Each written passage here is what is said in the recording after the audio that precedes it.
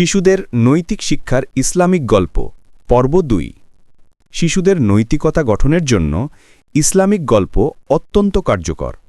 এই দ্বিতীয় পর্বে আরও কিছু অনুপ্রেরণামূলক গল্প তুলে ধরা হয়েছে যা শিশুদের মধ্যে সততা, আত্মত্যাগ, আল্লাভীতি ও ঈমান গড়ে তুলতে সাহায্য করবে।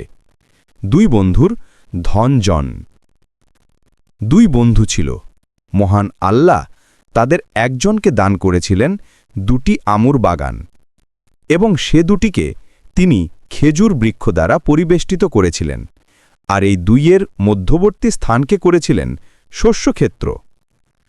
উভয় বাগানই ফল দান করত এবং এতে কোনো ত্রুটি করত না, আর এই দুইয়ের ফাঁকে ফাঁকে প্রবাহিত ছিল নদী, যাতে বাগানের সেচের ব্যাপারে যেন কোনো বাধা সৃষ্টি না হয়, অথবা বৃষ্টির পানির উপর নির্ভরশীল অঞ্চলের মতো যেন বৃষ্টির মুখাপেক্ষী না হয়।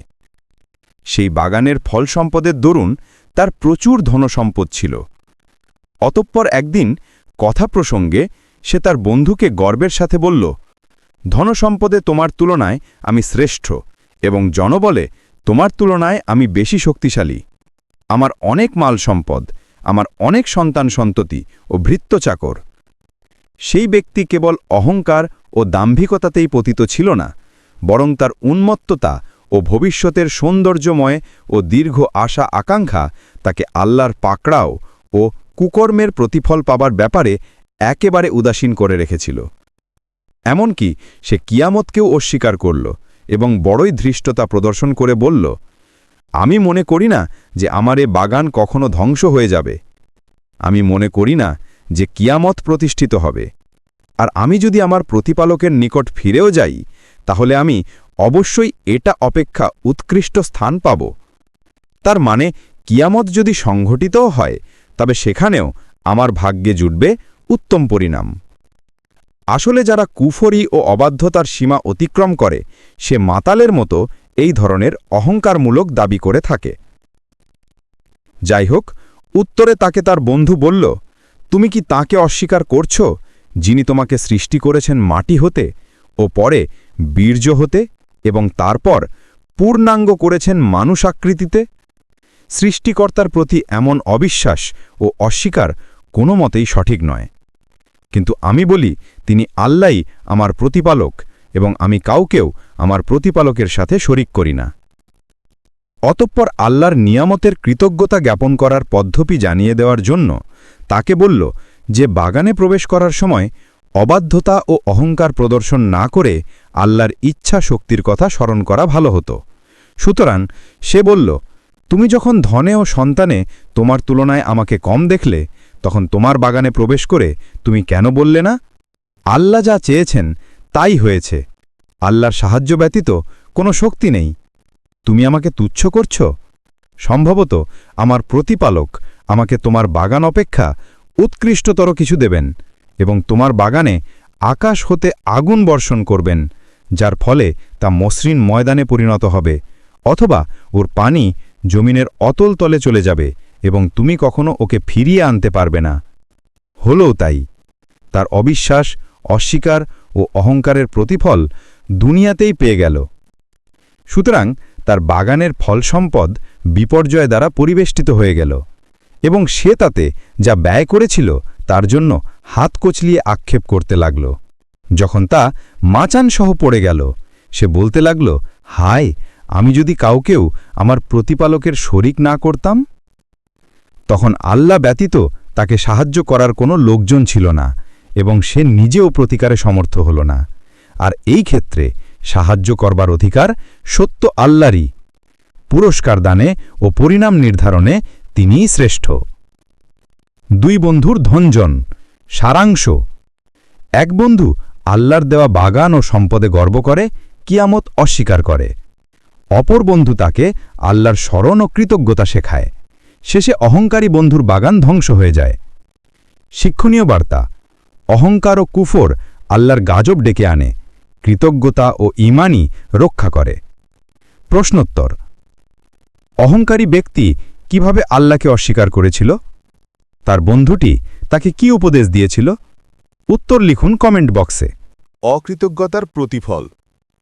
বানি ইসরায়েলের মধ্যে ৩ ব্যক্তি, একজন ধবল কুষ্ঠরোগী, একজন মাথায় টাক পড়া ব্যক্তি এবং অপর আরেকজন অন্ধ ব্যক্তি। এদেরকে আল্লাহ পরীক্ষা করতে ইচ্ছা করলেন এবং এক ফেরেশতাকে তাদের নিকট পাঠালেন। ফেরেশতা প্রথমে কুষ্ঠরোগীর নিকট এসে বললেন, তোমার নিকট সর্বাধিক প্রিয় বস্তু কি? সে বলল, উত্তম রং ও উত্তম চর্ম, এবং লোকে আমাকে যার কারণে ঘৃণা করে আমার নিকট হতে তা দূর হয়ে যাওয়া। ফেরেশতা তার গায়ে হাত বোলালেন, ফলে তার ঘৃণার জিনিস দূর হয়ে গেল এবং তাকে ভালো রং ও ভালো চর্ম দেওয়া হল। অতঃপর ফেরেশতা জিজ্ঞাসা করলেন, কোন মাল তোমার নিকট অধিক প্রিয়? সে বলল, উট। সুতরাং তাকে একটা 10 মাসের গর্ভবতী উটনি দেওয়া হল এবং ফেরেশতা দোয়া করে বললেন, আল্লাহ জানে তোমার এতে বরকত দান করেন। অতঃপর ফেরেশতা টাকওয়ালার নিকট এসে বললেন, তোমার নিকট সর্বাধিক প্রিয় বস্তু কি? সে বলল, উত্তম চুল, এবং যার কারণে মানুষ আমাকে ঘৃণা করে তা আমার নিকট হতে দূর হয়ে যাওয়া। ফেরেশতা তার মাথায় হাত বুলিয়ে দিলেন যাতে তার টাক দূর হয়ে গেল এবং তাতে চুল দান করা হল। অতঃপর ফেরেশতা তাকে জিজ্ঞাসা করলেন, তোমার নিকট কোন মাল অধিক প্রিয়? সে বলল, গরু। সুতরাং তাকে একটা গর্ভবতী গাভী দান করা হল এবং ফেরেশতা দোয়া করে বললেন, আল্লাহ যেন তোমার মালে বরকত দান করেন। অতঃপর ফেরেশতা অন্ধ ব্যক্তির নিকট এসে বললেন, তোমার নিকট অধিক প্রিয় বস্তু কি? সে উত্তরে বলল, আল্লাহ যেন আমার চোখের জ্যোতি ফিরিয়ে দেন, যাতে আমি লোকদেরকে দেখতে পাই। ফেরেশতা তার চোখের উপর হাত ফিরাইয়া দিলেন, আর আল্লাহ তাআলা তার জ্যোতি ফিরাইয়া দিলেন। অতঃপর ফেরেশতা জিজ্ঞাসা করলেন, তোমার নিকট কোন মাল অধিক প্রিয়? সে বলল, ছাগল, ভেড়া। সুতরাং তাকে একটা আসন্ন প্রসবা ছাগল দেওয়া হল। অতঃপর সেই 2 ব্যক্তির উট ও গরু বাচ্চা জন্ম দিল এবং এর ছাগল ছানা প্রসব করল। ধীরে ধীরে কুষ্ঠরোগীর 1 উপত্যকা ভর্তি উট, টাকওয়ালার 1 উপত্যকা ভর্তি গরু ও অন্ধের 1 উপত্যকা ভর্তি ছাগল ভেড়া হয়ে গেল। অতঃপর পরীক্ষার জন্য সেই ফেরেশতা আপন পূর্ব অবয়ব ও পূর্ববেশ ধরে সেই ধবল কুষ্ঠরোগের নিকট এসে বললেন, আমি একজন দরিদ্র ও মুসাফির ব্যক্তি। সফরে আমার সমস্ত সামর্থ্য অর্থাৎ অর্থ নিঃশেষ হয়ে গেছে। এখন আল্লাহর মেহেরবানি, অতঃপর আপনার সাহায্য ছাড়া ঘরে পৌঁছবার আমার কোনো উপায় নেই। আমি আপনার নিকট সেই আল্লাহর নামে একটি উট ভিক্ষা চাইছি, যিনি আপনাকে এই সুন্দর রং, সুন্দর চর্ম এবং এত সকল উট দান করেছেন, যার দ্বারা আমি আমার সফর হতে ঘরে পৌঁছতে পারি, অথবা যাকে আমি আমার সফরে পাথেয় করতে পারি। সে উত্তর করল, আমার অনেক দেও রয়েছে, মানে দেওয়ার মতো আমার অনেক লোক আছে। ফেরেশতা বললেন, মনে হয় যেন আমি তোমাকে চিনি। তুমি কি দরিদ্র কুষ্ঠরোগী ছিলে না, যাতে লোকে তোমাকে ঘৃণা করত? অতঃপর আল্লাহ তোমাকে ধনসম্পদ দান করেছেন। তখন সে বলল, কি বলো, এ সকল মাল তো আমি বংশানুক্রমে উত্তরাধিকার সূত্রে লাভ করেছি। তখন ফেরেশতা বললেন, যদি তুমি মিথ্যাবাদী হও, তবে আল্লাহ তোমাকে সেই অবস্থায় ফিরিয়ে দেন যে অবস্থায় তুমি পূর্বে ছিলে। অতঃপর ফেরেশতা আপন পূর্ব আকৃতিতে টাকওয়ালার নিকট এলেন এবং তার নিকট জ্ঞাপন করলেন যা কুষ্ঠরোগীর নিকট জ্ঞাপন করলেন। সে তার অনুরূপী উত্তর করল। ফেরেশতা বললেন, যদি তুমি মিথ্যাবাদী হও, তবে আল্লাহ তোমাকে তোমার সেই অবস্থায় ফিরিয়ে দেন যে অবস্থায় তুমি পূর্বে ছিলে। অবশেষে ফেরেশতা আপন পূর্ব বেশে অন্ধ ব্যক্তির নিকটে এসে বললেন, আমি একজন দরিদ্র ও মুসাফির ব্যক্তি। সফরে আমার সম্বল ফুরিয়ে গেছে। এখন আল্লাহ, অতঃপর আপনার সাহায্য ব্যতীত ঘরে পৌঁছবার আমার কোনো উপায় নেই। আমি সেই আল্লাহর নামে, যিনি আপনাকে আপনার চোখের জ্যোতি ফিরিয়ে দিয়েছেন, আপনার একটি ছাগল ভিক্ষা চাইছি, যার দ্বারা আমি সফর হতে ঘরে পৌঁছতে পারি, অথবা সফরে পাথেয় করতে পারি। সে বলল, সত্যি আমি অন্ধ ছিলাম, আল্লাহ আমাকে চক্ষু দান করেছেন এবং এই সকল মালও তারই দান। সুতরাং তুমি যা ইচ্ছা গ্রহণ করো আর যা ইচ্ছা রেখে যাও। আল্লাহর কসম, আজ আমি তোমার বর্জনে প্রশংসা করব না, অথবা ফেরত নিয়ে তোমাকে কষ্টে নিক্ষেপ করব না। তখন ফেরেশতা বললেন, তুমি তোমার মাল রেখে নাও, আল্লাহর পক্ষ থেকে তোমাদেরকে পরীক্ষা করা হলো এবং তিনি তোমার প্রতি সন্তুষ্ট হলেন আর তোমার সাথীদ্বয়ের প্রতি অসন্তুষ্ট। আবু হুরায়রা রাদিয়াল্লাহু আনহু হতে বর্ণিত, সহিহুল বুখারী, তাওহা 1364 নম্বর হাদিস। অকৃতজ্ঞতার প্রতিফল। সারাংশ: 3 ব্যক্তি আল্লাহর পক্ষ থেকে রোগমুক্তি ও সম্পদ পায়। পরে তাদেরকে পরীক্ষা করলে 2 জন অকৃতজ্ঞতা দেখায়, 1 জন কৃতজ্ঞতা প্রকাশ করে। শিক্ষণীয় বার্তা: আল্লাহর দেওয়া নিয়ামতের জন্য কৃতজ্ঞতা প্রকাশ করা উচিত, না করলে তা হারিয়ে যেতে পারে। প্রশ্নোত্তর: কোন ব্যক্তি আল্লাহর নিয়ামতের জন্য কৃতজ্ঞ ছিল? অন্য 2 জন কিভাবে অকৃতজ্ঞতা প্রকাশ করেছিল? উত্তর লিখুন কমেন্ট বক্সে। হারানো উট ফিরে পাওয়ার খুশি। এক মুসাফির তার উটসহ সফরে এক মারাত্মক মরুভূমিতে গিয়ে পড়লে বিশ্রামের জন্য এক গাছের নিচে ছায়ায় মাথা রেখে শোয়ামাত্র ঘুমিয়ে পড়ল। এরই মধ্যে তার উটটি গায়েব হয়ে গেল। উটের উপর ছিল তার খাবার ও পানীয় সব কিছু। কিছুক্ষণ পরে জেগে উঠে দেখল তার উট গায়েব। সে এদিক সেদিক খোঁজাখুঁজি শুরু করল, কিন্তু বৃথায় হয়রান হল। ক্ষুধা ও পিপাসায় যখন খুব বেশি কাতর হয়ে পড়ল, তখন ফিরে সেই গাছের নিকটে এসে আবার শোয়ামাত্র তার চোখ লেগে গেল। কিছুক্ষণ পরে চোখ খুলতেই দেখতে পেল তার সেই উট তার খাদ্য ও পানীয় সহ দাঁড়িয়ে আছে। তা দেখে সে এত খুশি হল যে উটের লাগাম ধরে খুশির উচ্ছ্বাসে ভুল বকে বলে উঠল, আল্লাহ, তুই আমার বান্দা আর আমি তোর রব। হারিয়ে যাওয়া বা পালিয়ে যাওয়া বান্দা ফিরে এলে, অর্থাৎ তওবা করলে, আল্লাহ ওই হারিয়ে যাওয়া উটওয়ালা অপেক্ষা অধিক খুশি হন। হারিয়ে যাওয়া বা পালিয়ে যাওয়া দাস যদি ফিরে আসে, তাহলে খুশির কথাই বটে।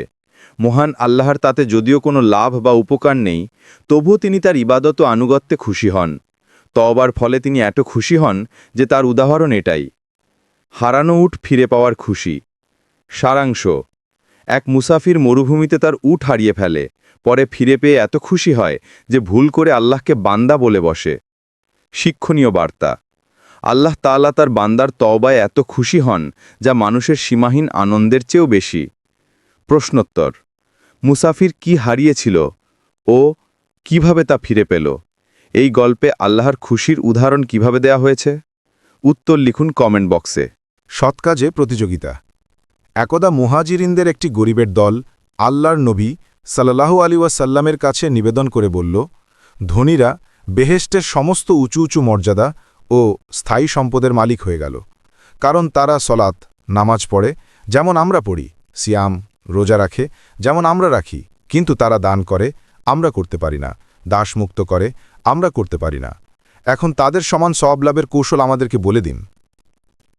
আল্লাহর রসুল সাল্লাল্লাহু আলাইহি ওয়াসাল্লাম বললেন, আমি কি তোমাদেরকে এমন আমলের কথা বলে দেব না যাতে তোমরা প্রতিযোগিতায় অগ্রণী লোকদের সমান হতে পারো, তোমাদের পশ্চাৎবর্তী লোকদের আগে থাকতে পারো, এবং অনুরূপ আমল যে করে সে ছাড়া তোমাদের থেকে শ্রেষ্ঠ আর কেউ হতে পারে না? সকলে বলল, অবশ্যই বলে দিন হে আল্লাহ রাসূল। তিনি বললেন, তোমরা প্রত্যেক নামাজের পর ৩৩ বার করে তাসবিহ, সুবহানাল্লাহ, তাহমিদ, আলহামদুলিল্লাহ ও তাকবীর, আল্লাহু আকবার পাঠ করবে। মুহাজিরিনরা খুশ হয়ে ফিরে গেলেন। ওদিকে ধনীরা এ খবর জানতে পেরে তারাও এই আমল শুরু করে দিল। মুহাজিরিনরা ফিরে এসে বললেন, হে আল্লাহর রসূল, আমাদের ধনী ভাইরা এ খবর শুনে তারাও আমাদের মতো আমল করতে শুরু করে দিয়েছে, অতএব আমরা আবার পিছে থেকে যাব। মহানবী সাল্লাল্লাহু আলাইহি ওয়াসাল্লাম বললেন, এ হলো আল্লাহর অনুগ্রহ, তিনি যাকে ইচ্ছা অনুগ্রহ করে থাকেন, এতে তোমাদের করার কিছু নেই। সৎ কাজে প্রতিযোগিতা। সারাংশ: গরিব সাহাবীরা ধনীদের মতো দান করতে না পারায় নবী সাল্লাল্লাহু আলাইহি ওয়াসাল্লাম তাদেরকে জিকিরের মাধ্যমে সওয়াব অর্জনের পথ দেখান। শিক্ষণীয় বার্তা: সৎ কাজে প্রতিযোগিতা ধন নয়, নিয়ত ও আমলের মাধ্যমে হয়। প্রশ্নোত্তর: গরিব সাহাবীরা কি নিয়ে চিন্তিত ছিলেন? নবী সাল্লাল্লাহু আলাইহি ওয়াসাল্লাম তাদেরকে কি আমল শিখিয়েছিলেন? উত্তর লিখুন কমেন্ট বক্সে। বদান্যতায় প্রতিযোগিতা। একদিন রসূলুল্লাহ সাল্লাল্লাহু আলাইহি ওয়াসাল্লাম সাহাবাদেরকে সাদকা করার জন্য নির্দেশ দিলেন। উমর বিন খাত্তাব বলেন, আমার কাছে সে সময় মালধন ভালোই মজুদ ছিল। আমি মনে মনে বললাম, আজ আমি আবু বকর রাদিয়াল্লাহু থেকে দানে অগ্রসর হব। আমি কোনোদিন তার থেকে অগ্রসর হতে পারি না। আজ সুযোগ পেয়েছি ওকে দানে হারিয়ে দেব, কারণ আজ আমার মালধন তার থেকে বেশি আছে। সুতরাং তিনি ওই উদ্দেশ্য নিয়ে তার বাড়ির অর্ধেক মাল মহানবী সাল্লাল্লাহু আলাইহি ওয়াসাল্লামের খিদমতে এনে হাজির করলেন। তা দেখে রসুলুল্লাহ সাল্লাল্লাহু আলাইহি সাল্লাম বললেন, বাড়িতে তোমার পরিবারের জন্য কি অবশিষ্ট রেখে এসেছ? উত্তরে ওমর রাদিয়াল্লাহু বললেন, বাড়ির জন্য যতটা দেখছেন অতটাই রেখে এসেছি। আর সেদিন আবু বকর সিদ্দিক রাদিয়াল্লাহু বাড়িতে যা কিছু মালধন ছিল যথা সর্বস্ব নবী সাল্লাল্লাহু আলাইহি সাল্লামের খিদমতে এনে হাজির করলেন। নবী সাল্লাল্লাহু আলাইহি সাল্লাম দেখে বললেন, তোমার পরিবারের জন্য কি রেখে এসেছ? উত্তরে তিনি বললেন, আমার পরিবারের জন্য আল্লাহ তার রসুলকে রেখে এসেছি। তিনি উত্তরে বললেন না যে আমি বাড়ির সমস্ত কিছু এনে হাজির করেছি। এটা বললে হয়তো অহংকার বা লোক দেখানো ঘটনা হয়ে যাবার আশঙ্কা থাকত। তাই বিনয়ের সঙ্গে বলতে চেয়েছেন, আমার বাড়ির জন্য আর কিছুই নেই, আল্লাহ ও তদীয় রসুলের সন্তুষ্টি রেখে এসেছি। হজরত আবু বকর সিদ্দিক রাদিয়াল্লাহুর উত্তর শুনে হজরত উমর রাদিয়াল্লাহু বললেন, আজ থেকে আমি মনে মনে স্বীকার করলাম যে আর কোনোদিন তার কাছে আমার জিতবার কখনই সুযোগ হবে না, কারণ আজই শেষ চেষ্টা ছিল তার কাছে জেতার, কিন্তু আজও আমি তার কাছে পরাজিত হলাম। বদান্যতায় প্রতিযোগিতা। সারাংশ: উমর রাদিয়াল্লাহু অর্ধেক সম্পদ দান করেন, আবু বকর রাদিয়াল্লাহু সবকিছু দান করে বলেন, আমি আল্লাহ ও তার রসুলকে রেখে এসেছি। শিক্ষণীয় বার্তা: নিঃস্বার্থ দান ও বিনয় আল্লাহর কাছে সবচেয়ে প্রিয়। প্রশ্নোত্তর: উমর রাদিয়াল্লাহু ও আবু বকর রাদিয়াল্লাহু কিভাবে দান করেছিলেন? আবু বকর রাদিয়াল্লাহু কি উত্তর দিয়েছিলেন নবী সাল্লাল্লাহু আলাইহি সাল্লামের প্রশ্নে? উত্তর লিখুন কমেন্ট বক্সে। রসুল সাল্লাল্লাহু আলাইহি ওয়াসাল্লামকে গালি দেওয়ার প্রতিবাদে প্রতিযোগিতা। আব্দুর রহমান বিন আউফ বলেন, বদর যুদ্ধের সারিতে আমি দাঁড়িয়েছিলাম। এমন সময় দুই আনসারী তরুণকে আমার ডানে বামে লক্ষ্য করলাম। ওদের একজন ইঙ্গিতে আমাকে বলল, চাচা, আপনি কি আবু জহলকে চেনেন? আমি বললাম, হ্যাঁ, কিন্তু তার সাথে তোমার কি দরকার? সে বলল, আমি শুনেছি যে সে আল্লাহর রসুল সাল্লাল্লাহু আলাইহি ওয়াসাল্লামকে গালি দেয়। সেই সত্তার কসম, আমি যদি তাকে দেখতে পাই তাহলে তার পিছন ছাড়ব না যতক্ষণ না আমাদের দুজনের মধ্যে একজন সত্তর মরণ বরণ করবে। এ কথা শুনে আমি অবাক হলাম। একটু পরে দ্বিতীয়জন একই পদ্ধতিতে ওই একই কথা বলল। অকস্মাৎ আবু জহলকে লোকেদের মাঝে চলতে দেখলাম। আমি বললাম, তোমরা দেখছ, ওই হচ্ছে সেই লোক যার ব্যাপারে তোমরা আমাকে জিজ্ঞাসা করছিলে। শোনা মাত্র উভয়ে তরবারি নিয়ে ঝাঁপিয়ে পড়ে তাকে হত্যা করে ফেলল। তারপর আল্লাহর রসুল সাল্লাল্লাহু আলাইহি ওয়াসাল্লামের কাছে এসে উভয় এক বাক্যে বলল, আবু জহলকে হত্যা করা হয়েছে। নবী সাল্লাল্লাহু আলাইহি ওয়াসাল্লাম বললেন, তোমাদের মধ্যে কে তাকে হত্যা করেছে? উভয় বলল, আমি হত্যা করেছি। তিনি বললেন, তোমরা কি তোমাদের তরবারি মুছে ফেলেছ? তারা বলল, জি না। আল্লাহর নবী তা দেখে বললেন, তোমরা উভয়ে তাকে হত্যা করেছ। রসুল সাল্লাল্লাহু আলাইহি ওয়াসাল্লামকে গালি দেওয়ার প্রতিবাদে প্রতিযোগিতা। সারাংশ: বদর যুদ্ধে দুই তরুণ সাহাবী আবু জহলকে হত্যা করেন, কারণ তিনি রসুল সাল্লাল্লাহু আলাইহি ওয়াসাল্লামকে গালি দিয়েছিলেন। শিক্ষণীয় বার্তা: নবী সাল্লাল্লাহু আলাইহি ওয়াসাল্লামের সম্মান রক্ষা করা ঈমানের বড় নিদর্শন। সাহস আর ঈমান একসাথে থাকলে বড় কাজ সম্ভব। প্রশ্নোত্তর: তরুণ সাহাবীরা কেন আবু জহলকে খুঁজছিলেন? নবী সাল্লাল্লাহু আলাইহি ওয়াসাল্লাম কিভাবে তাদের কাজের মূল্যায়ন করেছিলেন? উত্তর লিখুন কমেন্ট বক্সে। শহীদ হতে প্রতিযোগিতা। বদর যুদ্ধে যখন মক্কার মুশরিকরা ইসলাম ও মুসলমানদেরকে তরবারি দিয়ে শেষ করে দিবার ইচ্ছায় অগ্রসর হয়েছিল, তখন রসুলে আকরাম নিজের সাহাবীদেরকে বলেছিলেন, তোমরা সেই জান্নাতের দিকে উঠে দাঁড়াও যার প্রস্থ আসমান ও জামিন সমতুল্য। এ কথা শোনামাত্র সাহাবী উমায়ের বিন হুমাম আনসারী রাদিয়াল্লাহু আনহু বলে উঠলেন, হে আল্লাহর রসুল, শহীদ হবার বিনিময়ে আসমান ও জামিনের প্রস্থ সমতুল্য কি জান্নাত পাব? রসুল আকরাম সাল্লাল্লাহু আলাইহি সাল্লাম বললেন, হ্যাঁ। উমায়ের বিন হুমাম বললেন, বাহ বাহ। রসুল আকরাম সাল্লাল্লাহু আলাইহি সাল্লাম বললেন, বাহ বাহ বলার জন্য তোমাকে কোন জিনিস উৎসাহিত করছে? উমায়ের বললেন, হে আল্লাহর রসুল সাল্লাল্লাহু আলাইহি সাল্লাম, আল্লাহর কসম, আমি এ কথা জান্নাতের আশায় বলেছি। রাসূল সাল্লাল্লাহু আলাইহি সাল্লাম বললেন, নিশ্চয়ই তুমি জান্নাতবাসীদের মধ্যে গণ্য। উমায়ের বিন হুমাম তীরদান থেকে কয়েকটি খেজুর বের করে খেতে লাগলেন।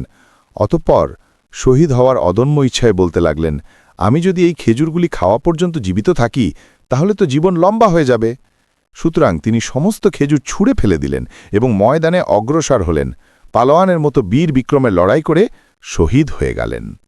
শহীদ হতে প্রতিযোগিতা শুরু হচ্ছে নতুন অধ্যায়ে। সারাংশ: উমায়ের বিন হুমাম রাদিয়াল্লাহু আনহু জান্নাতের আশায় খেজুর ফেলে দিয়ে যুদ্ধর ময়দানে ঝাঁপিয়ে পড়েন এবং শহীদ হন। শিক্ষণীয় বার্তা: জান্নাতের আশায় ত্যাগ ও সাহসিকতা দেখানো ঈমানের শক্তি। প্রশ্নোত্তর: উমায়ের রাদিয়াল্লাহু আনহু খেজুর কেন ফেলে দিয়েছিলেন? নবী সাল্লাল্লাহু আলাইহি সাল্লাম তার জন্য কি বলেছিলেন? উত্তর লিখুন কমেন্ট বক্সে। শহীদ হতে প্রতিযোগিতা। বদর যুদ্ধের পূর্বে নবী সাল্লাল্লাহু আলাইহি ওয়াসাল্লাম যখন যোদ্ধা নির্বাচন করছিলেন, তখন উমায়ের বিন আবি ওয়াক্কাস রাদিয়াল্লাহু লুকিয়ে লুকিয়ে থাকছিলেন। তার ভাই সাআদ তাকে জিজ্ঞাসা করলেন, কি ব্যাপার তোমার? তিনি বললেন, আমার ভয় হচ্ছে যে আমি ছোট বলে রাসূলুল্লাহ সাল্লাল্লাহু আলাইহি ওয়াসাল্লাম আমাকে ফিরিয়ে দেবেন, অথচ আমি আল্লাহর রাস্তায় বের হয়ে শহীদ হতে চাই। অতঃপর যখন রাসূলুল্লাহ সাল্লাল্লাহু আলাইহি ওয়াসাল্লাম তার দৈর্ঘ্য দেখলেন, তখন তিনি পায়ের গোড়ালি তুলে উঁচু হয়ে দাঁড়িয়ে নিজেকে লম্বা প্রমাণ করতে চাইলেন। অবশেষে তিনি যখন ফিরে যেতে বললেন, তখন তিনি কাঁদতে লাগলেন। অতঃপর নবী সাল্লাল্লাহু আলাইহি ওয়াসাল্লাম তার কাঁদা দেখে তাকে বদর যেতে অনুমতি দিলেন, আর সেখানে গিয়ে যুদ্ধে তিনি শহীদ হয়ে গেলেন। তখন তার বয়স ছিল মাত্র ১৬ বছর। ছোট শহীদ হতে প্রতিযোগিতা। সারাংশ: উমায়ের বিন আবি ওয়াক্কাস রাদিয়াল্লাহু ছোট বয়সে যুদ্ধের অনুমতি চেয়ে কাঁদেন। নবী সাল্লাল্লাহু আলাইহি ওয়াসাল্লাম অনুমতি দেন এবং তিনি শহীদ হন। শিক্ষণীয় বার্তা: বয়স নয়, নিয়ত সাহসী আল্লাহর পথে বড় কাজের যোগ্যতা। প্রশ্ন উত্তর: উমায়ের রাদিয়াল্লাহু কি কারণে কাঁদছিলেন? নবী সাল্লাল্লাহু আলাইহি ওয়াসাল্লাম কি দেখে তাকে অনুমতি দেন? উত্তর লিখুন কমেন্ট বক্সে। জিহাদে যেতে প্রতিযোগিতা। উহুদ যুদ্ধের দিন ওইভাবে সৈন্য নির্বাচনের সময় ছোট বড় দেখা হচ্ছিল। অনেককেই ছোট বলে ফিরিয়ে দেওয়া হলো। তাদের মধ্যে রাফে বিন খাদিজ রাজ এবং সামুরা বিন জুন্দুব রাজ ছিলেন। পরবর্তীতে রাফেকে অনুমতি দেওয়া হলো কারণ তিনি তীরন্দাজ ছিলেন। তা দেখে সামুরা কাঁদতে লাগলেন। হ্যাঁ, মরণের জন্য কাঁদতে লাগলেন। অতঃপর তিনি তার সৎ বাপের কাছে অভিযোগ করে বললেন, আল্লাহর রাসূল সাল্লাল্লাহু আলাইহি ওয়াসাল্লাম রাফেকে অনুমতি দিলেন আর আমাকে দিলেন না, অথচ আমি ওকে কুস্তি লড়াইয়ে হারিয়ে দিতে পারব। এ খবর রসূলুল্লাহর কাছে পৌঁছলে তিনি উভয়কে কুস্তি লড়তে আদেশ দিলেন। অতঃপর সত্যি সত্যিই সামুরা তাতে বিলুই হলেন এবং তিনি তাকেও যুদ্ধে অনুমতি দিয়ে দিলেন। জিহাদে যেতে প্রতিযোগিতা। সারাংশ: সামুরা রাজ কুস্তিতে রাফেকে হারিয়ে যুদ্ধের অনুমতি পান কারণ তিনি মরণের জন্য প্রস্তুত ছিলেন। শিক্ষণীয় বার্তা: আল্লাহর পথে অংশ নিতে প্রতিযোগিতা করা প্রশংসনীয়, এমনকি ছোটরাও সাহস দেখাতে পারে। প্রশ্নোত্তর: সামুরা রাজ কি কারণে কাঁদছিলেন? তিনি কিভাবে যুদ্ধের অনুমতি পেলেন? উত্তর লিখুন কমেন্ট বক্সে।